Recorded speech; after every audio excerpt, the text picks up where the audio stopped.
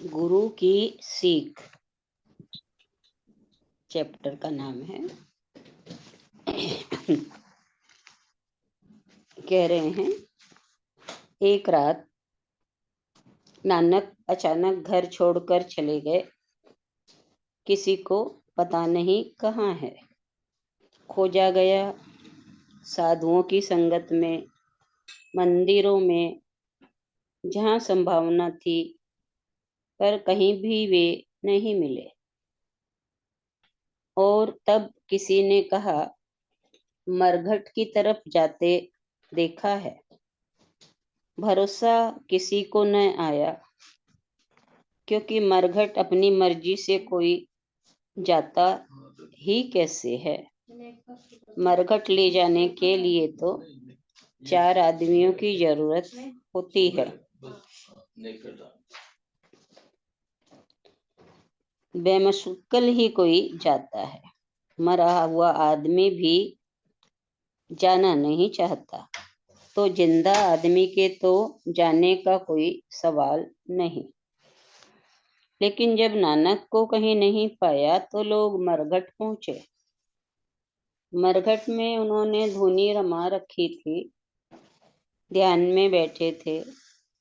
घर के लोगों ने कहा, पागल हो गए हो? घर द्वार छोड़कर, बच्चे पत्नी छोड़कर यहाँ क्या कर रहे हो? ये मरघट है, ये पता है?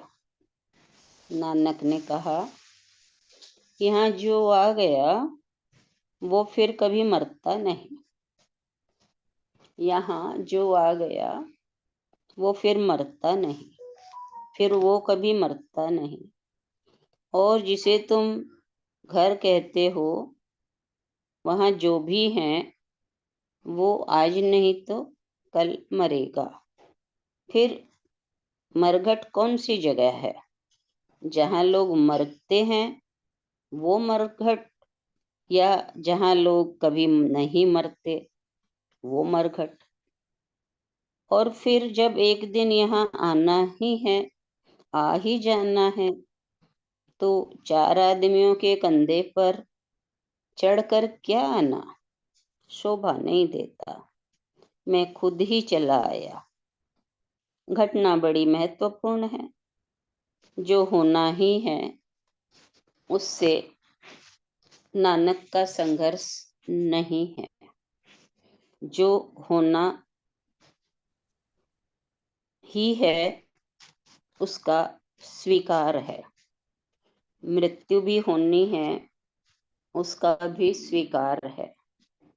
और क्या कष्ट देना दूसरों को वहां तक ले जाने के लिए, खुद खुद ही उठकर चले जाना बेहतर है। जो होगा उससे हमारा विरोध बना रहता है।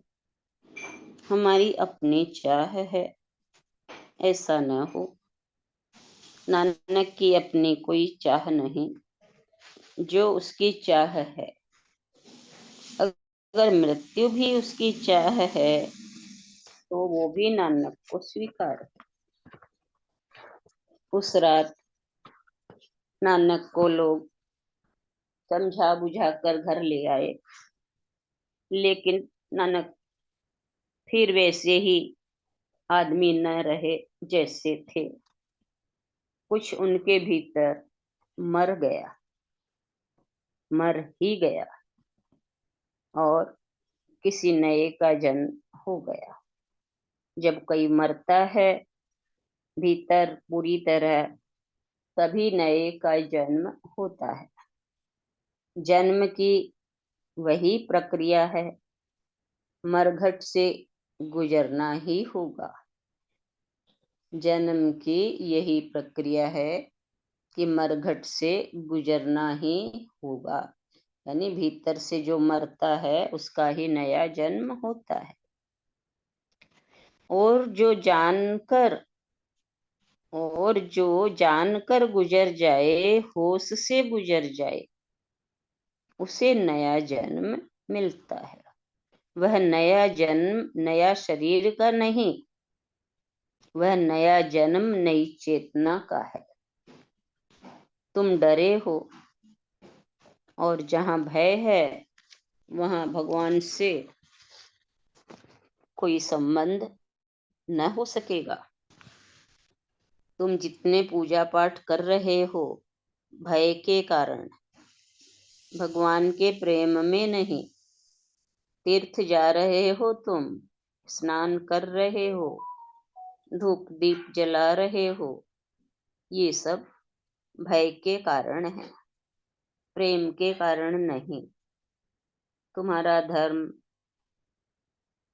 धर्म तुम्हारे भय की औषधि है, तुम्हारे आनंद का उत्सव नहीं। तुम करते हो सब सुरक्षा के लिए। तुम इंतजाम सब जुटाते हो, जैसे धन जुटाते हो, मकान बनाते हो, बैंक बैलेंस बनाते हो, बीमा करवाते हो। ऐसे ही भगवान भी तुम्हारा बीमा है। तुम्हारे तीर्थ, स्नान, पूजा पाठ सब तुम्हारी सुरक्षाएं हैं भय की। और भय से कभी कोई उस तक पहुंचा? भय कोई पहुंचने का ढंग है? भय तो टूटने का ढंग है, प्रेम जुड़ने का ढंग है। भय से तो दूरी होती है, प्रेम से निकटता होती है। और प्रेम और भय कभी भी नहीं, प्रेम और भय कहीं भी नहीं मिलते। जब भय पूरा छूट जाता है, तब प्रेम का उदय होता है। जब तक भय है, तब तक तुम घृणा कर सकते हो, घृणा को साज संवार सकते हो, लेकिन प्रेम नहीं कर सकते। कैसे करोगे? जिससे तुम भयभीत हो। जिससे भय है, उससे तुम संघर्ष करोगे। समर्पण कैसे करोगे? अगर समर्पण भी करोगे तो वो भी संघर्ष की ही एक नई तरकीब होगी कि चलो शायद इससे ही भय से छुटकारा हो जाए।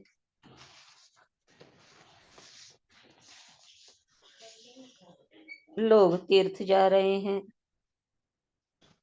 स्नान कर रहे हैं। इस स्नान में कोई उत्सव नहीं है, पाप के छुटकारे की आकांक्षा है। जो बुरा किया है सोचते हैं गंगा में स्नान से बह जाएगा, लेकिन बुरा तुमने किया है और गंगा में स्नान से कैसे बह जाएगा? गंगा का क्या दोष है तुम्हारी बुराई में? बुराई तुम करोगे, गंगा किस लिए धोने को बहती रहेगी? बुराई तुमने की, यह शरीर की तो नहीं है, चेतना की है। गंगा का पानी उस चेतना को छू भी कैसे पाएगा? हाँ, तुम गंदे हो, गंगा में स्नान से स्वच्छ हो जाओगे। धूल शरीर पर लगी है, धो देगी, लेकिन धूल लगी है तुम पे, वह शरीर पर नहीं। तो गंगा क्या करेगी? शरीर को धोने के लिए तो गंगा ठीक है, आत्मा को धोने का उपाय नहीं है गंगा के पास। कोई और गंगा खोजनी पड़ेगी। पुरानी कथा है, एक गंगा तो जमीन पर बहती है और एक गंगा स्वर्ग में। तुम्हें स्वर्ग की गंगा खोजनी पड़ेगी, क्योंकि पृथ्वी की गंगा शरीर को छुएगी, पृथ्वी की है, शरीर तक उसकी पहुंच है। स्वर्ग की गंगा तुम्हें छुएगी, तुम्हें धो देगी, लेकिन स्वर्ग की गंगा तुम कैसे खोजोगे? कहाँ खोजोगे? ये सूत्र स्वर्ग की गंगा की खोज के लिए कहे गए हैं। यदि मैं उसको भा गया तो मैंने स्वर्गों में, तीर्थों में स्नान कर लिया। उसको भा जाना, स्वर्ग की गंगा को खोज लेना है। उसको भा जाना बड़ा सूत्र है, इसे समझें।